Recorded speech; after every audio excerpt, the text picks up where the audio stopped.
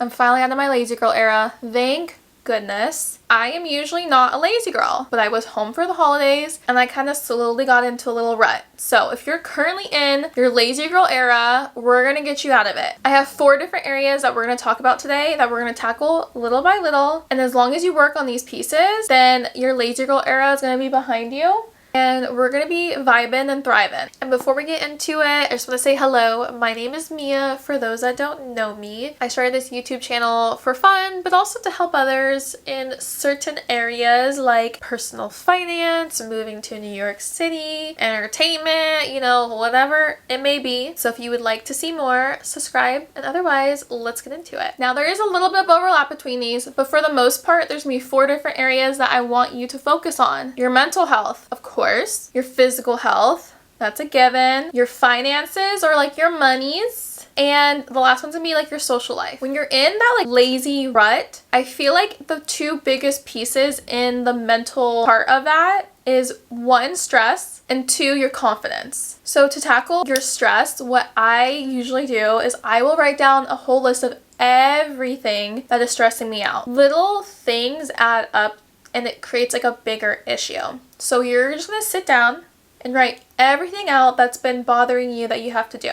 Now, what you're gonna do is you're gonna star or highlight the easy things that you can probably get done today and just kind of like get that momentum going. So tackle the easy things first, but then you're gonna take a pause, and what you're gonna do is kind of prioritize what's most important. So once you knock out your to-do list, the stress is gonna be, it's gonna be a weight off your shoulders.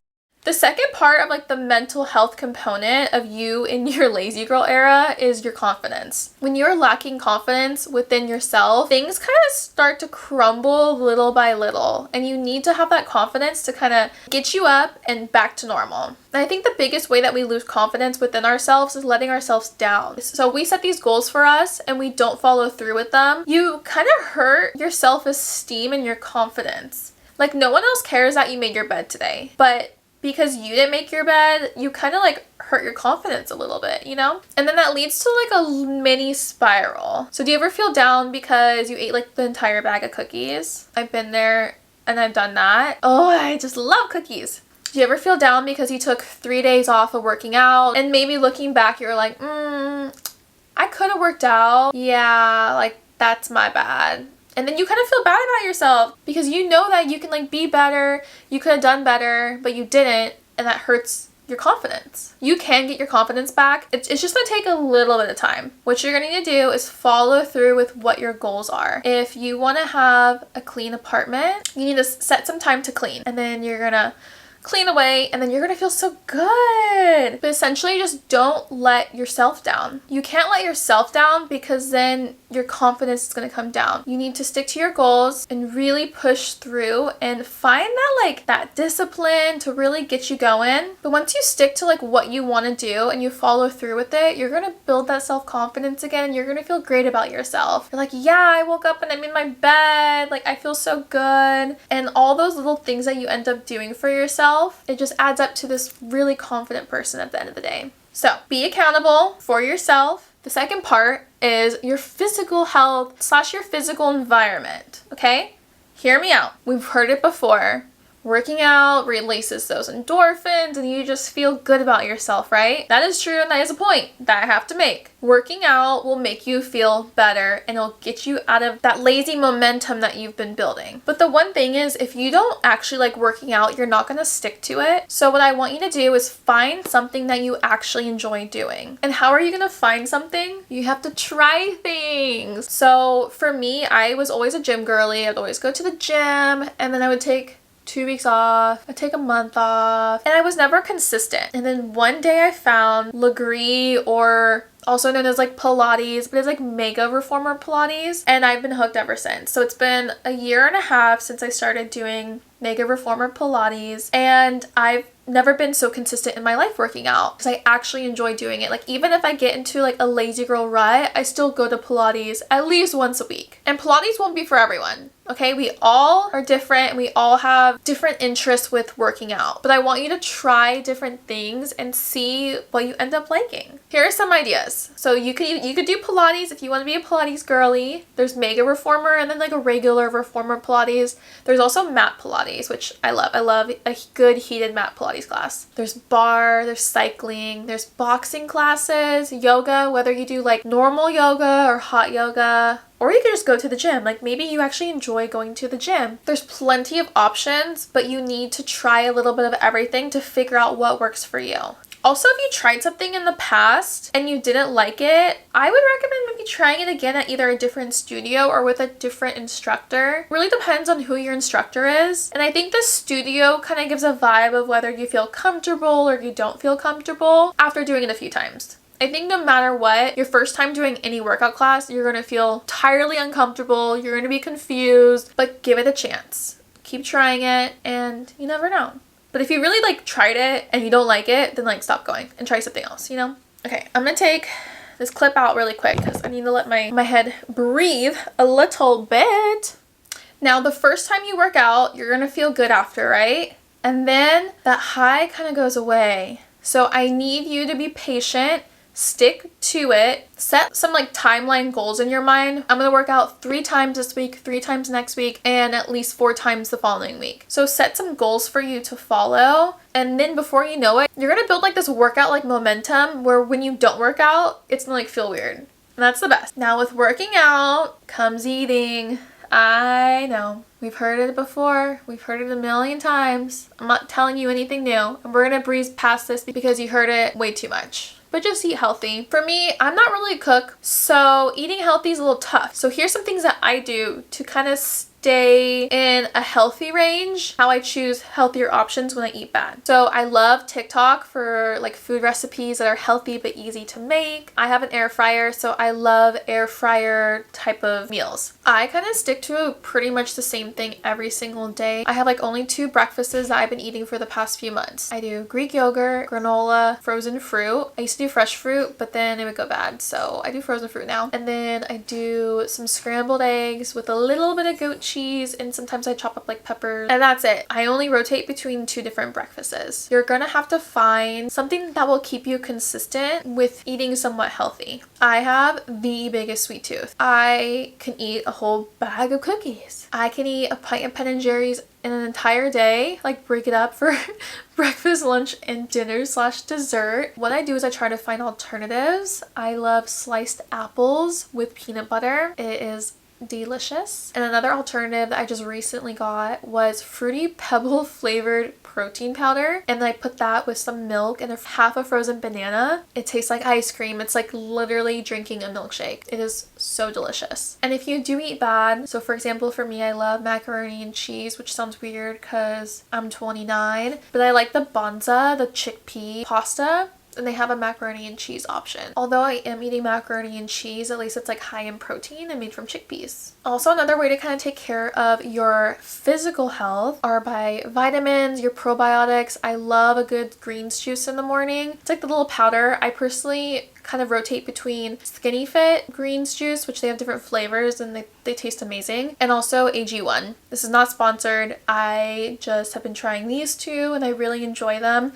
I just like feel good after I drink my greens juice. It's a little filling, so it's kind of like a snack in the sense, and I just feel like it's so healthy and that's like a gift to my body. Physical health can be working out, right? We just covered that. But it's also taking care of yourself. And when you take care of yourself, you feel good, you look good. It's just radiance like from you, right? So here's some things. Ensure that you're doing your skincare in the morning and in the evening. I've been like laying in bed before and I'm like, I don't want to get up and like wash my face and put on all my creams and all this stuff. But I do, and I feel so good afterwards. I feel like proud of myself, and it's kind of like the whole confidence thing where because I did it, I like feel good that I did it, and it helps build my confidence even further. So little things like putting lotion on after the shower. I was never a lotion girly, but I love this lotion from Tree Hut. I'll put it here. My friend Kara got me onto it and it smells so good, and it's like 10 bucks. So check it out if you want to get a good lotion. What also I love doing is a really yummy like body wash in the shower. It's kind of like a treat. So I've been using Minimla body wash and body scrub. I love it, love it, love it. Highly recommend. I haven't tried their newest scent yet, the sandalwood, so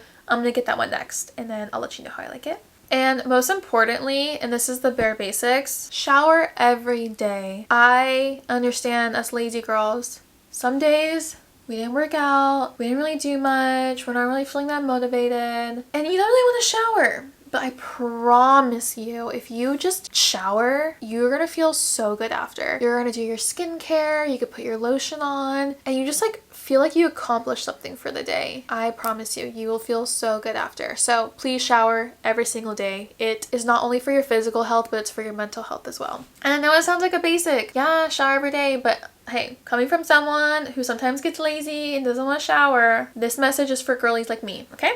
Okay, physical health is not only us on the outside and like us working out, it's also our environment and what we are around. So now we're going to cover the physical health portion, but little into our environment. When you're in a rut, it's so hard to get out of your rut, especially if you're in the same environment. What I recommend you doing is moving around your room, or rearranging your living room, or if you have like no other ways to like move around your furniture, you can rearrange the items on your kitchen counter. You can rearrange your makeup vanity or little things like that, or even like your medicine cabinet. Like clean it out, reorganize it, really think about it, because when you switch up your environment, it kind of makes a pivot in your head to be like, oh, like I'm building like these new habits in this new environment versus like being in your old environment and you kind of like get sucked back into your old habits. I think like switching things up, moving around furniture, rearranging, it kind of gives you like a fresh start, even though like all you did was move your bed from this wall to that wall kind of thing. And another thing about your physical environment is it's so nice when it's clean. Now all of us love cleaning. I love cleaning, but I know a lot of people don't. So whether you have an actual like house cleaner, or if you're on a budget like me, like many of us in 2024 with this economy, you're gonna have to start liking cleaning, or at least be disciplined enough to do it, truth be told. And so I want you to really think about like a cleaning schedule and stick to it. I like to set deadlines for myself for certain things I'll kind of like look at the week overall. Like I look at like my workouts, I look at everything. In terms of the apartment, I will look at, okay, well I need to make sure that I clean the shower by this day and this time. So I could be like, by Saturday night I need to make sure like the shower is clean. So once you set these deadlines, over time you start building habits. So like one of the habits that I have built for myself over like the past couple years, I would say, is every morning I put away the clean dishes that were left out drying overnight. So every morning I wake up, I start my coffee, and while my coffee is a brewing, I'm putting away dishes. And I just feel so good, like to accomplish something like in the morning. So you probably heard this before about making your bed every morning. Yes, it is true though. It does help you mentally. I have never been someone that likes making my bed. I've never been that kind of person.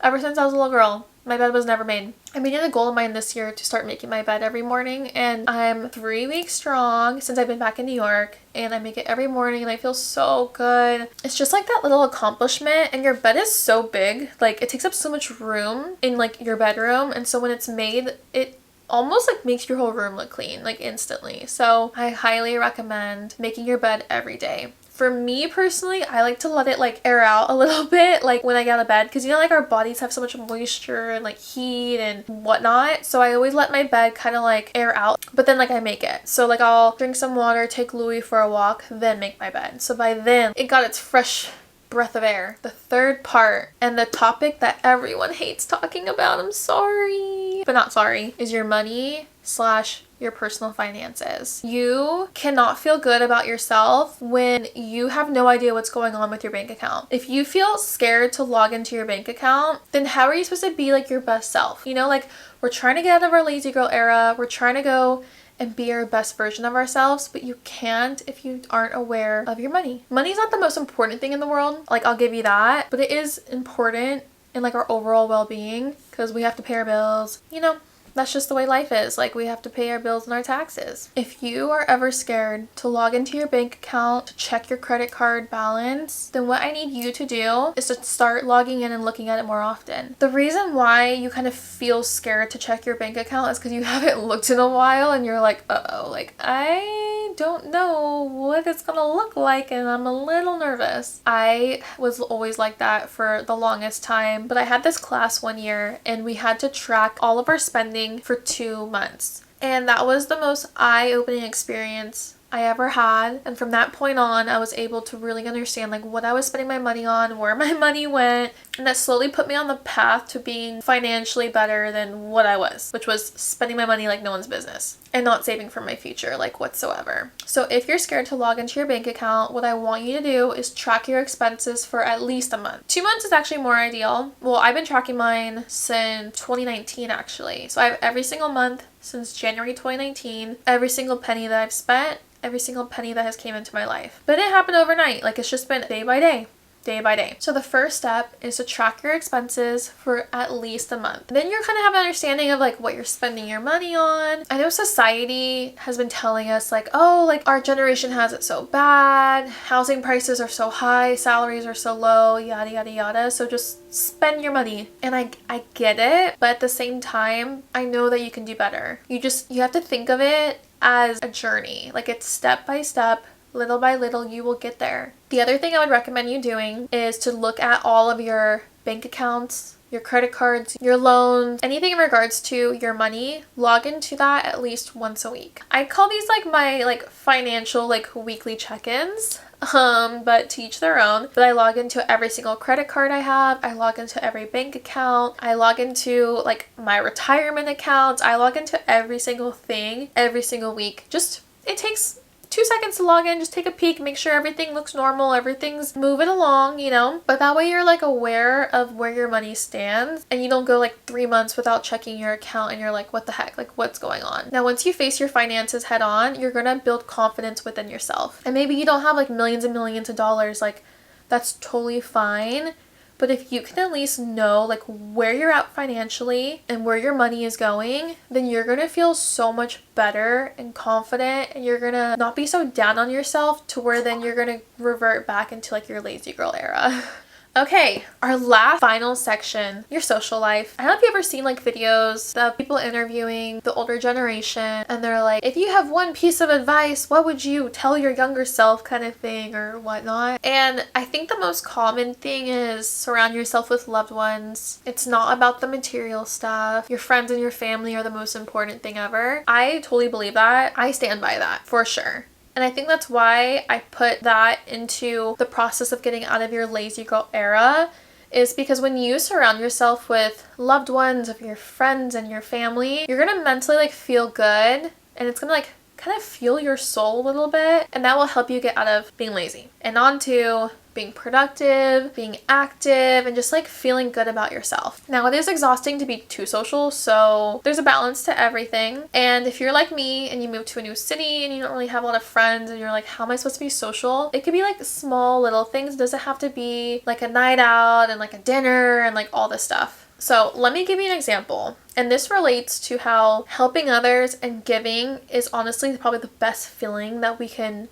ever have, like as human beings. So the other day I got off the train station and I'm just walking home, and this guy kind of was like, hey, excuse me, can you help me find the I think it's like the B62 like bus stop here in Williamsburg. And I think this guy was homeless, is that the right term? Unhoused, because the place that he was looking for was like a men's shelter, but he seemed like very genuine. He was just like, I'm trying to find the B62 bus stop, I don't know where it's at, can you help me? And he had a phone out, but he just couldn't figure it out, you know, like teach their own on knowing how to use like the maps and those kind of things. So I got the address from him. He had like a little piece of paper with the address of where he was trying to go to. So I typed it into my phone, used my Apple Maps, and it showed me, oh, the bus stop was 1 block over. We were on Driggs and the bus stop was on Bedford. So like, oh, just go this way, and it's like, it should be like right there. And he was like, oh my god, like thank you so much. I was like, you have a wonderful night. And that interaction in itself, it was so small. It wasn't a girls' night out. It wasn't like this big party, but it was just a little sliver of just being social in terms of like interacting with another human being and like helping someone. And I felt so good after. And I was just like, wow, like